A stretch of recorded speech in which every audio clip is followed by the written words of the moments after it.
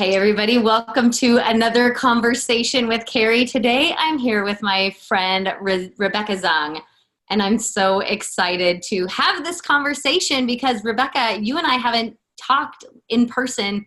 Has it been a year and a half? Year and a half.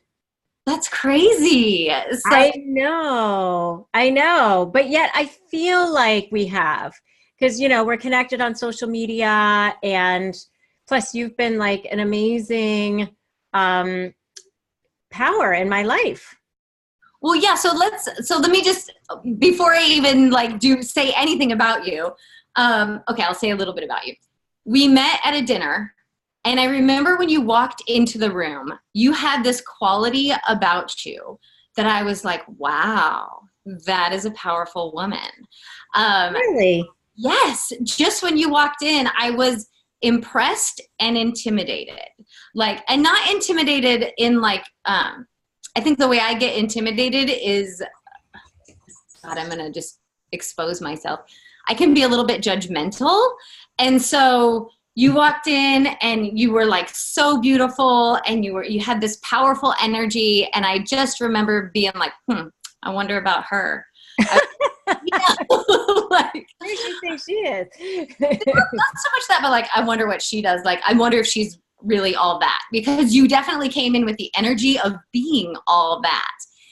And then That's so funny because I'm going to tell you where I was in my life at that time. Okay. I'll let you finish. Well, then after, 15 minutes or whatever, hello, doggy. Go lay down. Sorry. It's okay. After a few minutes, you clearly showed who you were, right? And you encouraged me that day in a way, because you kept saying, we were trying to figure out our next steps in our businesses. And you were like, no, intuition. Keep going back to intuition. You kept poking me, and immediately I saw why you came in with the energy of being all that, right? I was maybe triggered by it because you walked into my life as someone who was gonna speak the truth and tell me what I needed to hear that day. That's so kind of you and nice to share that. Because, at that time I had just recently moved to California from Florida, within a couple of months of that time. And I had just decided to merge my practice with these two other guys in Florida who are still my partners there. But, I completely changed up my life. And so when I walked into that dinner, it was hosted by a mutual friend of ours, Nancy Juetten, who I want to give a shout out to because she's just amazing and awesome, and I love her. But I was invited by a guy named Patrick Summer, who I didn't even really know. He was in provisors with my husband, and he invited me and said, if you're not, you're new here, come with me to this dinner. I thought there was going to be 100 people there. I couldn't believe it was only 8 of us maybe or something. And so it was totally different than anything that I'd ever been to. But at the time I walked in thinking, I have no idea what I'm doing, no idea what my future is going to look like. It just was, I had all these thoughts of, okay, I'm going to, merge my practice, move, and then I'm going to create this whole new life. But I didn't realize how hard that would be to figure out what that looked like. And so it's very pleasantly surprising to me to hear what your perception was, because, I could see that I carried myself that way when I had this massive practice in family law and I had this huge firm and all of that. But at that time in my life, I was actually feeling very vulnerable and kind of confused and not sure about my life. And but you have been an amazing soul for me. I do believe that we have soulmates, or souls that are supposed to show up in our space, and you are definitely one of those. I only met you in person that one time But at the time Nancy had suggested I do some kind of divorce retreats or something. And you said, oh, you need to meet the people from Camp Powerment. I had never even heard of Camp Powerment. You introduced me to Dawn Andrews, and Dawn introduced me to Tammy Leader Fuller, who's the founder, owner of Camp Powerment, who has now become one of my dearest friends. And she just recently had me as an expert at Camp Powerment this past March, like last month. And you also, through Dawn Andrews, I met Jane Portnoy, who's a very also good dear friend of mine here. And separately, you connected me with Dana Ferrand, who was a guest on my podcast. I was a guest on hers, but she set me up with Erica Glessing, who is the one that set me up with my podcast, which just went over 800,000 listens. We just started at the end of July. I have a co-host, Susan Guthrie, and we're averaging about 150,000 listens a month right now. So it's pretty darn incredible. Thank you, Carrie Roldan. Oh, you're welcome. I love this story so much, right? Because each of us went into that needing something, right? And not knowing. And so to finish how you walked in and you saying, I can see how I was perceived that way. I saw both, right? I saw that you were this incredibly powerful together woman who was in a moment of not knowing what the hell was going to happen, right? Like I remember you saying, I don't know what to do next. But what I knew for sure is that this woman will be successful, right? And I think that you could bring that energy with you because of what you've been through, right? Because of your story, because of how you became successful in, I don't think your law firm, I don't know if your law firm was your first quote unquote business. Was it your first like business? I was actually, I mean, I had been a lawyer in other firms before that. And I had been a financial advisor for Morgan Stanley. I had my Series 7, my 66 and all of that. But that was my first time where I actually set up, filed the articles of incorporation and had to get malpractice insurance and find office space and set up bank accounts. And, it was kind of scary, actually, really scary when I started my firm. I was like, oh my God, what if I never get any clients? So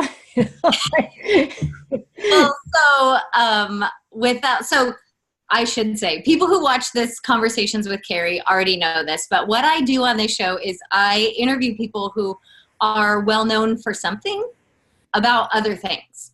And so in thinking about how I was going to interview you, I was sort of scratching my head because you've been really well known for something, right? And you've moved into a different facet of that, right? So I am going to say the thing that you were well known for, because when I met you in that room, I think the way you introduced yourself in all humbleness, you didn't come across as because you were like, I just left this, right? I just left this big practice that I built, that I was. You said I'm a high net worth divorce attorney. And you said, you gave your reasons for leaving that. Do you want to tell us how you got to that point? Because you got a story, girl. I was reading your bio and I remember you must have shared some of it that night, saying you got married really young, you had kids really early. I got married. My dad was Chinese, my mom's German.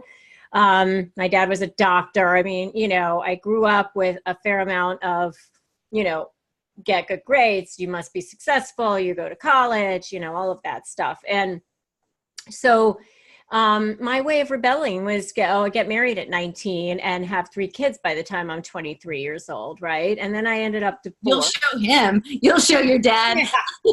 Oh, he got it. So at about 25, I woke up going, well, this was kind of stupid. I love my children, but hey, I can't, if I ever want to afford them and live a life at all, I need to finish school and go on.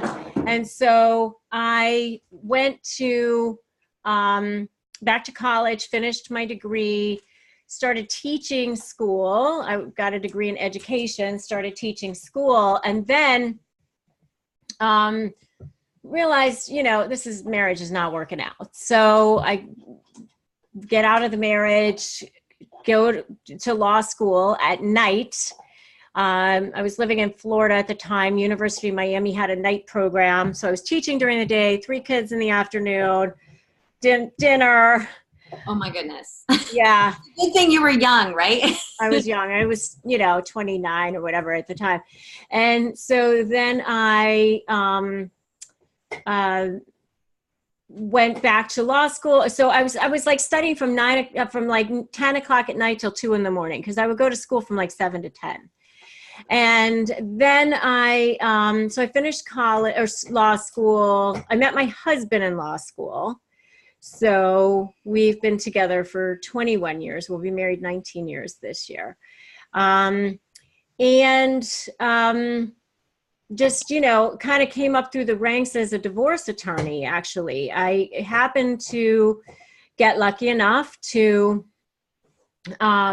get a job with one of the top attorneys in the state of Florida, and just came up through that. Built my own firm. I had 15 employees or something, lots of attorneys working for me. It was a huge practice. But where I was at the time that I met you was that, I heard Glenn Fry say one time about the Eagles, we built it and then it ate us. I kind of felt that way. Like, I had this idea, this vision that I would be, okay, U.S. News does its best lawyers in America every year. I wanted to achieve that. Okay, got it. Wanted to, have Florida Legal Elite by Trend Magazine. Okay, got it. I wanted to, I had all these like goals. Write a book, So I wrote a divorce book on these shows and whatever. Great. So did all this media. Got it. So, but now it's like, oh, now I have like 5 to 6 new clients calling a day.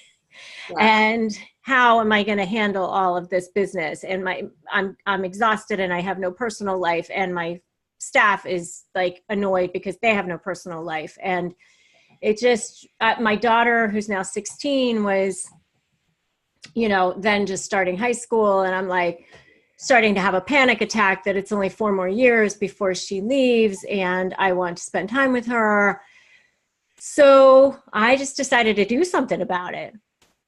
That's so, so one, I can totally relate on a slightly smaller scale, but I appreciate I have lots of friends, especially from high school, with traditional Chinese parents where there is the like, achieve for achievement's sake, achieve. And I definitely didn't have parents like that, but did it anyway, right? Did the like achieve for achievements, achieve because you can, I think was kind of my like, sure, I'll set a goal because I can reach it. I can do it.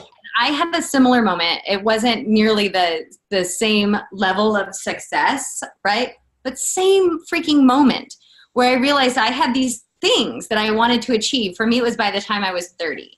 I have this idea in my head that, if I have X, Y, and Z by the time I'm 30, all these ducks in the rows, then I can have my happily ever after, right? Like I could only see the beginning and was just sort of trusting that like when that happens, the whole then scenario, if this happens, then I'll be happy. Then everything will be wonderful. And I remember I was age 30 and I had all the things, right? Like all the things I wanted to have done, I did. And one, I recognize my dreams are way too effing small, right? If I've hit 30, like if this is, I need to dream a little bigger, right? And the other thing was I had it, right? On paper, it looked like I should be happy. And I was totally unfulfilled. Like it wasn't what I was meant to do. It wasn't what I was put here to do.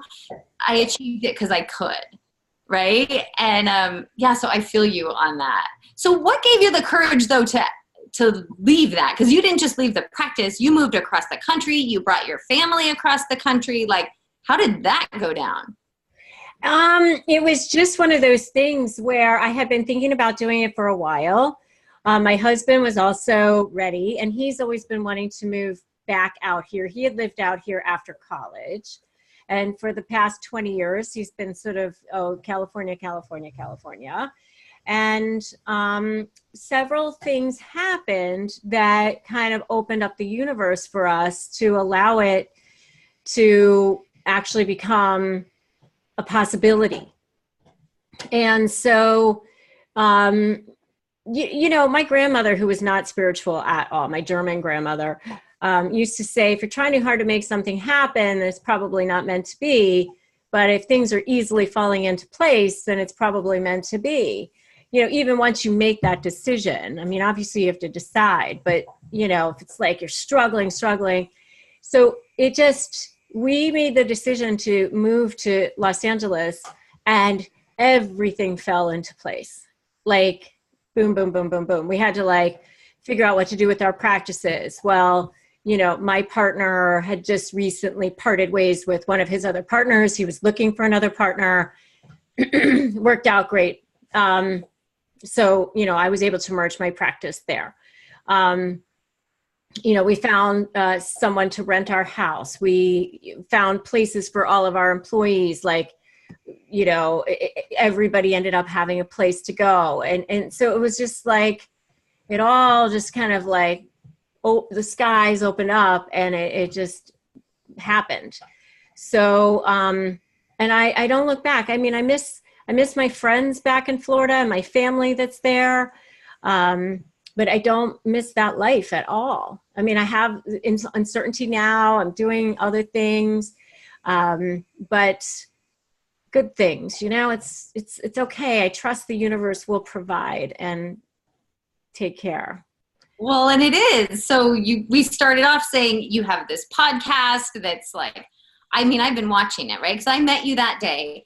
I just felt a connection, right? And I love that you started by saying, well, Carrie, you introduced me to these people, right? But all I did, right, was I just act in service to the nudge, right? What I've gotten better at doing is getting over my damn self, right? And trusting when I get a tap on the shoulder, or usually it actually feels like a tap right here, like tell Rebecca this, tell so-and-so that, right? I used to censor that and worry like, I don't want to, just like even introducing people, like I hardly know Rebecca. What if she's a pain for Dawn? Like, you know, like I've just gotten better at just trusting the nudge, right? But you landed here in Southern California right before we met you. You kind of know what was going on. But look at that. It placed you in that room. It placed me in that room. It placed that little nudge on my heart to be like, because you were like, I don't even know what's next.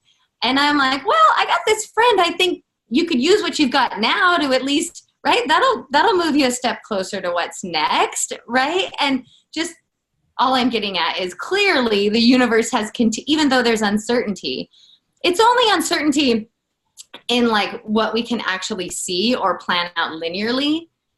But there's no real uncertainty. Like you're on your path. You're doing what you're meant to be doing, moving forward, right? And I'm dying to know about Camp Powerman because I've never been. I only know from hearing about it from my friend, our mutual friend, Dawn, and from looking at it, seeing like their marketing on the internet. But I know that it's a camp here in Malibu. I also know that didn't most of it burn down or some of it? Yeah, it did, which is another whole kind of metaphorical thing for Tammy in a lot of ways, because she's built a whole new thing called Reigniting Your Fire and Resilience. And, you know, so I was actually supposed to be the expert or one of the experts at Camp Powerman in November, right before the fire happened. So the one that I actually attended in March was actually the makeup for that one. But it was founded by Tammy Leader Fuller, who is a former Emmy-winning executive producer of the Today Show. She was also a senior supervising producer at Extra. So she came from a television background, but a producer background. So she's very good at putting everything together and like making it all happen and be amazing.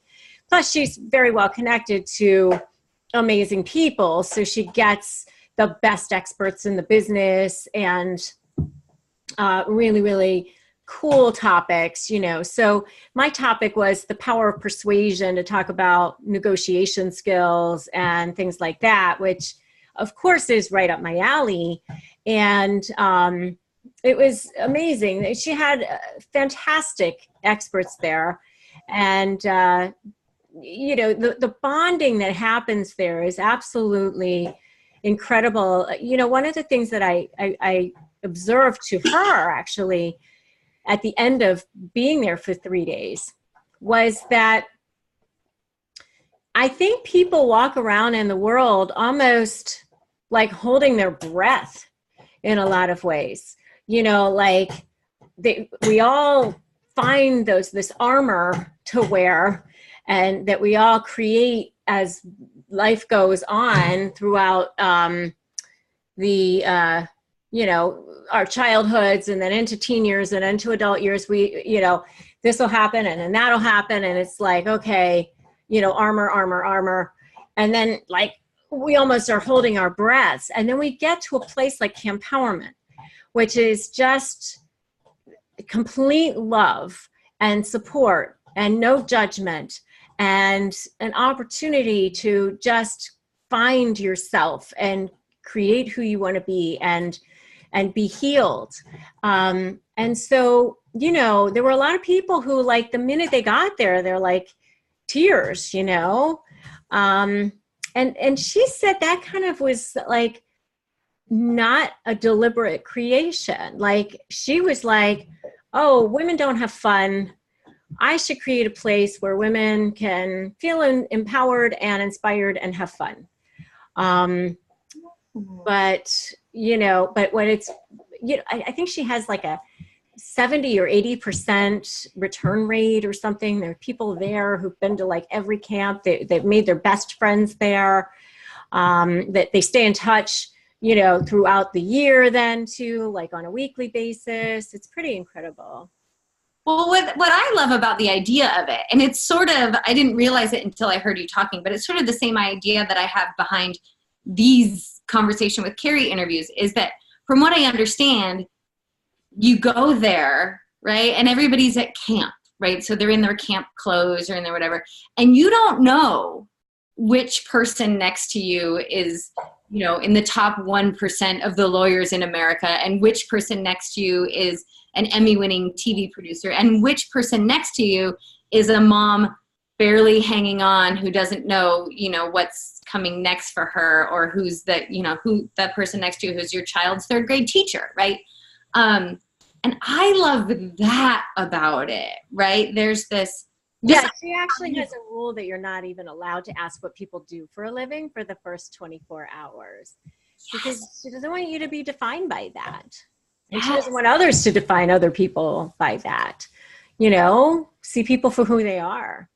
And this is what I love about it is I, for the longest time, right, and I know I'm not alone in this, would diminish myself, right? Put myself in a, like, oh, well, that lady over there, she makes millions of dollars a year, or she's the best-selling book, or she's whatever. I'm just little old me. Right. That's true, too. In an environment where you're not allowed to know, right, you get to show up as big old you. Well, yeah. And instead of maybe feeling smaller, like having, for people who are struggling with self-worth issues or whatever, which maybe everybody is in some ways, I don't know.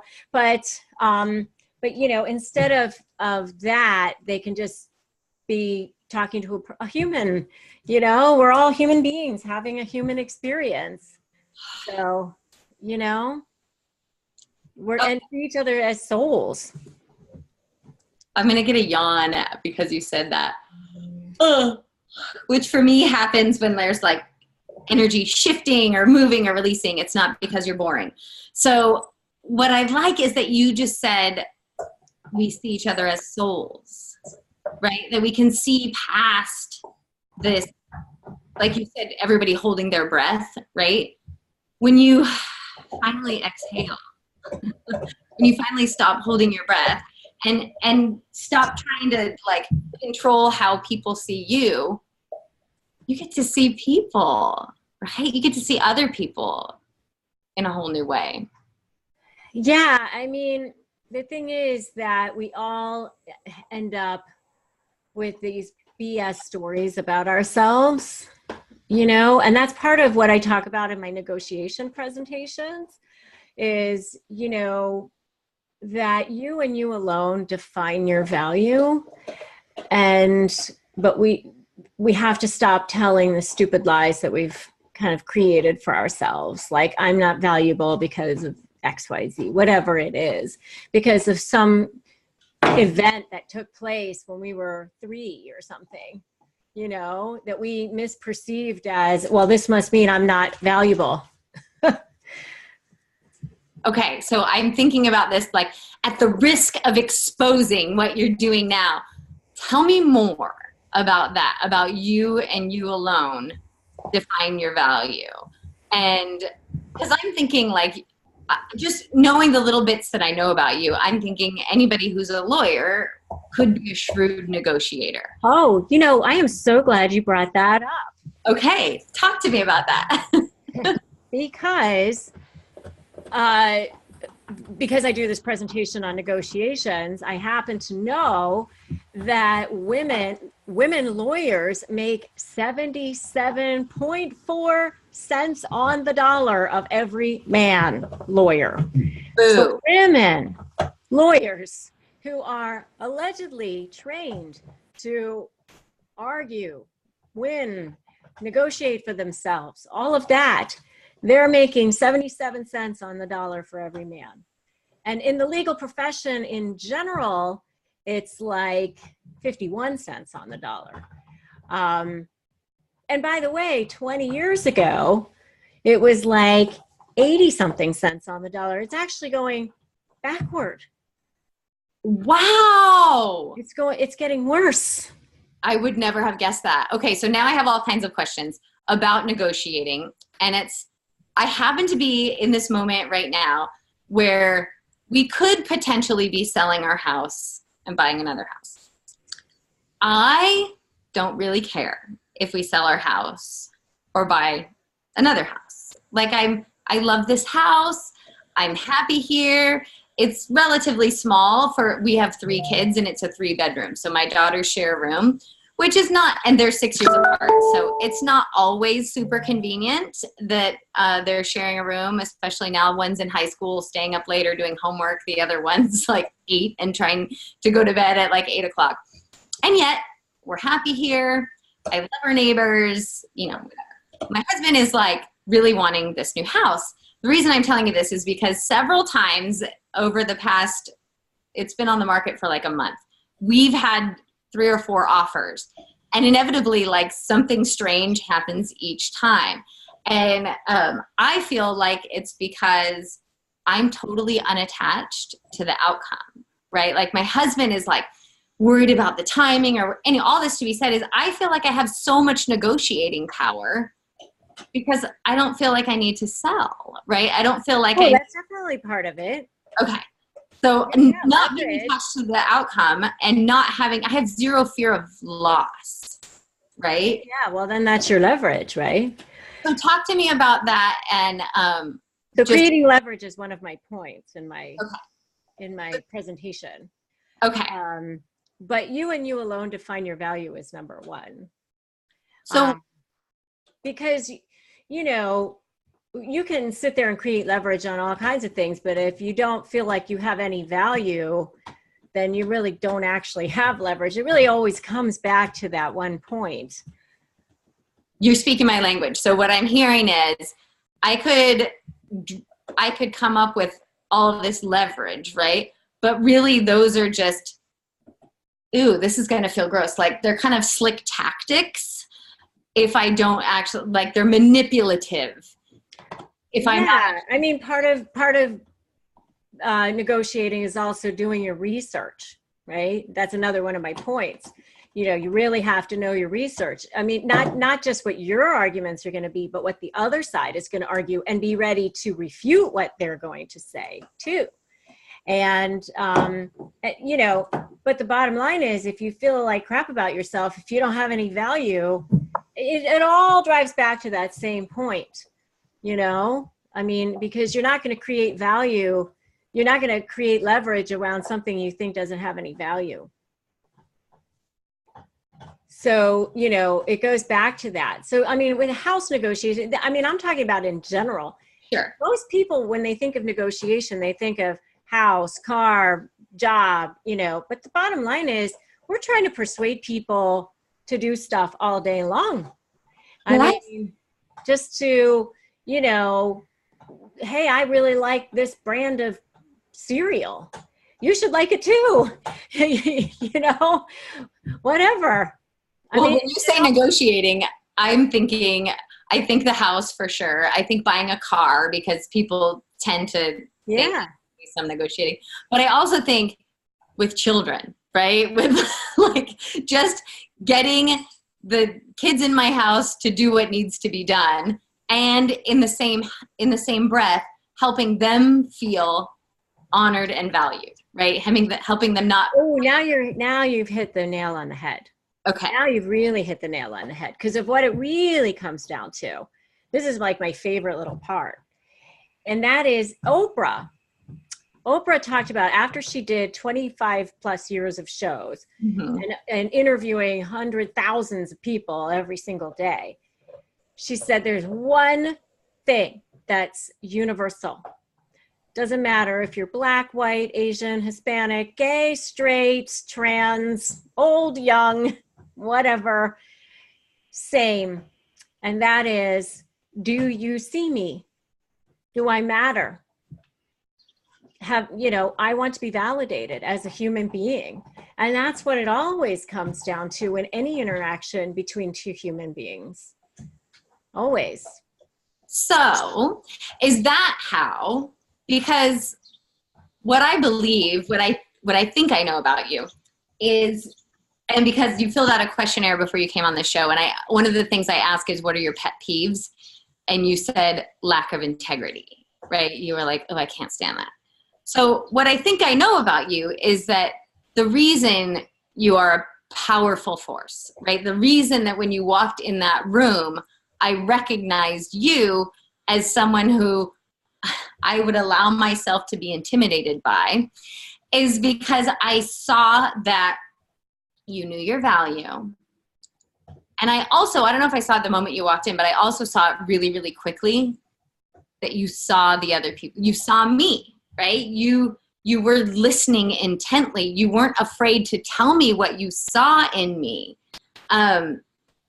Anyways, I'm just wondering if that quality of seeing the other person, seeing the other side, is that what helped you in your your second or third career, but your career as a divorce attorney? Yeah, well, so I hired a coach, much like you, about 10 years ago, I guess, like when I started my practice and went out on my own. And she was an interesting kind of a business coach, because she also, she helps you figure out what your own personal blocks are before she can help you with your business stuff. Because obviously, if you don't get rid of the head trash, you're never going to be successful, right?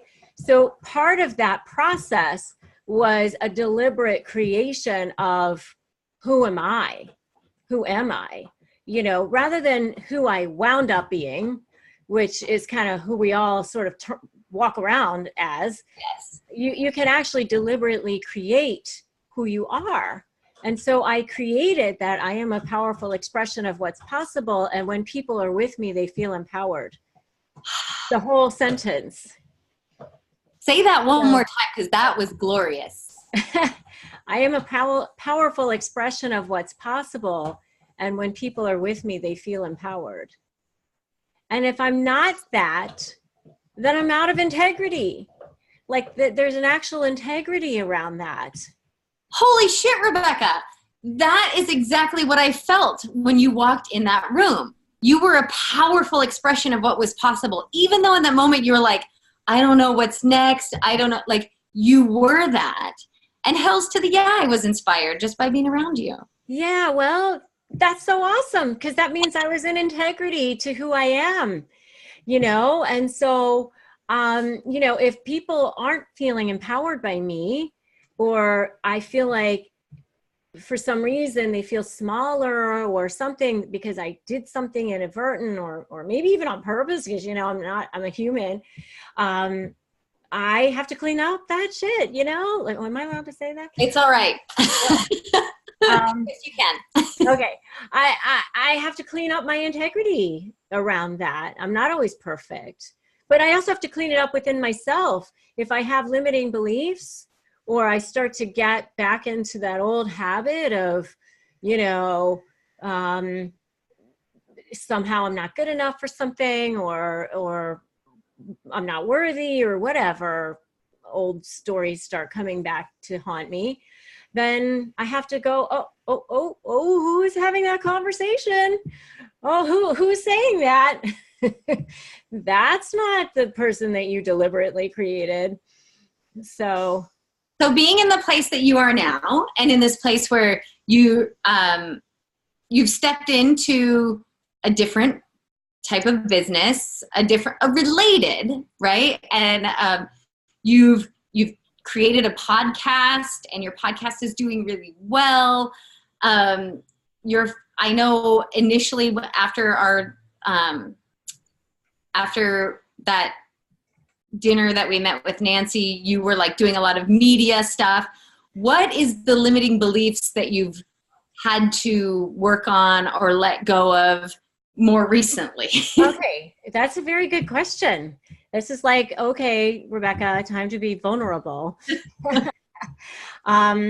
Well, it started off with, okay, so after I met you, I actually hired Nancy to work with me on creating some programs. So I created some divorce master classes, which still are online and live in my, on my website, RebeccaZung.com. But I found that it was extremely difficult to the learning curve on how to market myself online was just like, oh my God. And I started to have to say to myself, maybe I'm not as good in business as I thought I was. Maybe I thought I could be successful in anything, but maybe not. And, so I had to kind of like face that. And see my limitations and go, no, okay, if you really want to be a digital marketing guru, here's what you're going to have to do. It's just a massive learning curve. It's not that you can't do it. It's just that, because I would have these moments of, well, I'm not 25. Like, how the hell am I supposed to learn all this stuff? Like, this is so much. I mean, even with you, like, you'll send us, like, you send me like a voicemail, which is like some video. And I think, okay, how the hell did she do that? It's total path of least resistance. It's because I do that. I was remembering that's how I introduced you and Dawn, is like yes. Video, because I'm like, I can't type all this crap out. Like, this is going to I know, but still, it's like, that's like a learning curve. I don't know how my phone does that. I don't know. So, I had to, and even now, I'm moving toward doing a lot more speaking. I've been asked, this negotiation presentation I've done, I actually did it as the keynote speaker for the American Bar Association annual conference in Chicago in October. Wait, that's a big deal. Huge deal. Congratulations. Thank you. Yeah, I mean, and just being asked to do it at Camp Powerman is a big deal. I mean, Tammy only picks the absolute top people, and I have to stop myself from going, oh, I'm so lucky. Because, my coach has taught me, no, this is who you've created yourself to be, And who you've created yourself to be, all I hear when you say that sentence is the truth of who you are. right? Like if someone else walked around with that sentence, it wouldn't be an integrity. It wouldn't be who they would be. They'd be putting on a costume. That is such a perfect way of putting that.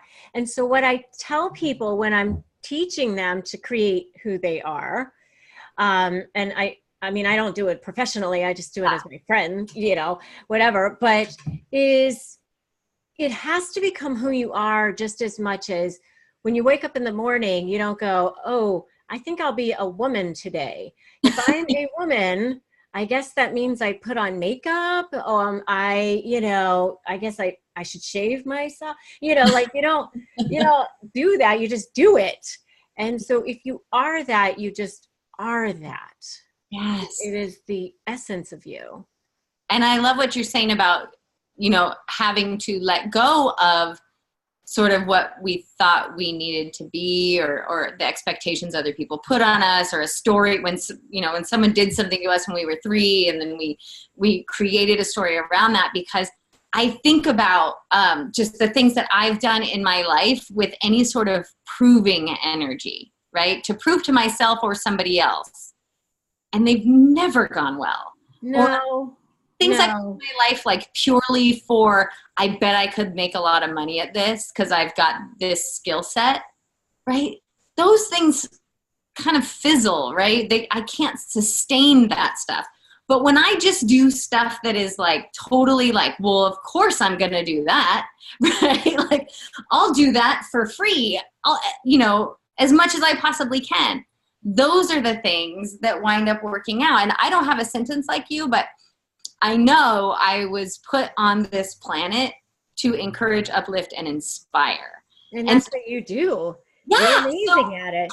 Well, thanks. But as long as those things, any sort of opportunity to do that works out, even if it's seemingly unrelated or I don't know how I'm going to make money at it, right? Like any opportunity to show up and encourage, uplift, and inspire, like I'm game. And those things work out. They do, because the universe, I have another thing I used to say all the time in my practice, and I still say, and that is, do the right thing and the universe will provide for me. Like, so, I used to say, do the right thing for the client. Okay, if it means settling this case, it's fine. I will have other work. The universe will provide, but do the right thing for the person.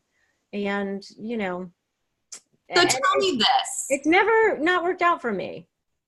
Is that really as rare as I think it is in the legal profession, in divorce attorneys? Like, I guess I'm asking, is it that that was so rare, the doing the right thing, even if nobody's looking, that's what skyrocketed you to success? Or I mean, I hate to think that. I mean, it may be, but I hate to think that. Although my dad, who was very wise, he used to say, Rebecca, the percentage of idiots per population is the same wherever you go. So I guess there's always like that element, but I don't know. I hate to think that, but I know for myself,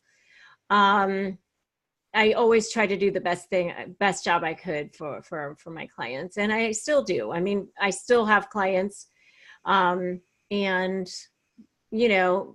they get an email back from me, like within a couple of hours or whatever. Like, I just make sure that they feel heard. Like, even if I was, in trial, I would say, make sure you always CC my paralegal so that she can respond to you and say she's in trial, she'll answer you tomorrow. So that they wouldn't be just sitting there going, why isn't she answering me? People are going through divorce. Like they're like in crisis mode, survival. Oh my gosh. Yes. Well, that just makes me feel so good that for at least in the time that you were a divorce attorney, and without saying exactly what Rebecca does, it's similarly aligned work. So this is what I was feeling as you were talking. I felt this huge heart opening, this expansiveness, right? And I was just in a conversation before this with actually someone who I interviewed a few weeks ago, Jean Berry, and she said that she's just recently recognized that when she feels that it's an invitation, that it's like when she feels that she reads somebody's work and she feels that and wishes like, I wish I could have dinner with the author, or, you know, whatever it is, that it's an invitation to actually move and act on that. And so the reason I'm saying that is because I feel like somebody watching this video has just fallen in love with you, has just had that heart expanding moment. And so I just want to speak to that person, right? If you've had that, this is your invitation. If you haven't already fallen in love with Rebecca, which I'm sure you have, and this is actually my intention for this show, for all my shows, is not to get the audience to fall in love with you, because I think that will happen naturally, but I think people don't buy what you sell, they buy who you are, right? And so my intention in doing these shows is to have meaningful conversations that reveal who people are. But my real intention is that my guests leave the show and feel more in love with themselves. Like feel like, yeah, what I'm about is important. There's no doubt. There's no accidents. The universe doesn't make mistakes. Every soul on this planet is meant to be here. There's a reason why we were put here. Not just me or you, every single person. Everybody has value, something to offer, some meaning for their life. And you know, I say you and you alone to define your value, but the truth of the matter is that we all have inherent value. We just need to know it. We need to feel it. We need to see it and stop telling ourselves stories that don't mean anything. You know, one of the things I do want to mention is you have to create new neuronal patterns, because those neuronal patterns, what we're talking about, is they're hard to destroy. You have to create new ones. It's just a way of being. It's a habit. It's a habit way of thinking, and you just have to create new habits. And I just want to recommend the work of Joe Dispenza, who's a neuroscientist who really actually talks about these and how to destroy old neuronal patterns and create new ones, because I think his work is absolutely phenomenal. I don't know him. He gets nothing. I get nothing from recommending him other than souls may be transformed. So I love that. I actually just discovered Joe Dispenza, which is shocking, living the world that I live in, the people I associate with. I just discovered Joe Dispenza like 6 months ago, and everyone's like, how are you just discovering this guy? But it was the right person at the right time. Okay. One last thing, and then probably we both need to get going, but this idea that you're talking about your value, and that we all have inherent value, and knowing your value as a negotiating tactic and all that. Like, this comes up a lot in the world that I live in with people. It's marketing, right? It's how much should I charge for my product, or what, or it's about, people say charge what you're worth. And I've always sort of I have a friend, Kelly Jo Murphy, who said that's a BS statement, because you can't put a number on your worth.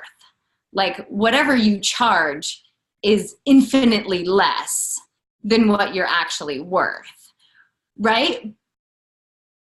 But in the beginning, actually, before we went live, you were like, Carrie, this one conversation with you, this one moment in time led to this, led to this, led to this, led to that, right? Like, what's the price tag on that? Like, anyways, I don't know what I'm saying, except for that it's helped me recognize my infinite value. Like, I couldn't say, oh, you've met me. That's $100, please. Or that's $10,000, please. Oh no, but you're building up karmic bucks. Sure. But I just wanted to thank you for that. Like, you really helped me. So many of us just go through life being who we are and doing what we do and not recognizing the impact. And what you did was just give a little moment of showing impact by saying, hey, this is what happened because we talked. Okay, so I'm going to tell you a quick story about your value for charging. Okay, so when I first went out on my own, the guy who's now my partner, Okay. Jack Long, there's a reason why I chose him to be my partner. Okay. I set my hourly rate at something low because I was like so afraid I wasn't going to get clients and whatever. And so he stops by my office after work one day. It's like 5:00 and my receptionist is like, Jack Long is here to see you. I'm like, okay, that's weird, you know? So I go out, sit in the conference room with him. He says, I'm here to tell you that you need to raise your hourly rate. And he's like 70 something, you know? And I said, okay. I said, but I'm afraid I'm not going to get clients, whatever. He goes, I'm going to tell you a story. He said, when I first went out on my own in like 1960 something, whatever, he goes, I did a great job for this guy and in his divorce. And he goes, after the divorce, guy comes back to me and he goes, you did a great job for me, Jack. You charged me $4,000. The guy goes, yeah. And he goes, my wife's attorney charged her $5,000. And Jack's like, okay, yeah, so you should be happy. He goes, nope, I think that he must be better than you. And he stood up, turned around, said, raise your rates, and walked out of the room. And I never forgot that because, you know, when you're defining your value, people, the way the world works is that they define your value based on what you're charging. And so if you go around giving everything for free or you don't charge enough, then, you know, you're going to end up, you know, being resentful that you didn't charge as much as you're worth. And this is what I think is interesting about that is I've noticed when I was, same thing, when I was early on, I remember like life coaching, I was like, I'll charge $30 an hour. And then I had like little babies and like, I was like, it's not even $30 an hour. Like, what am I doing? I can't even, like, this doesn't even make sense, right? But I felt initially like, oh, that's a lot of money to just talk to somebody. And what I found was when you charge a little bit, when you charge something that you're worried if you charge more, people might not pay it, you attract the kind of people who are those like, they're freebie seekers or they're looking for a bargain and when you start charging more, you get people who are looking for a valuable transformation, well, at least in my line of work. And so, and people don't value what they don't pay for either. Yes.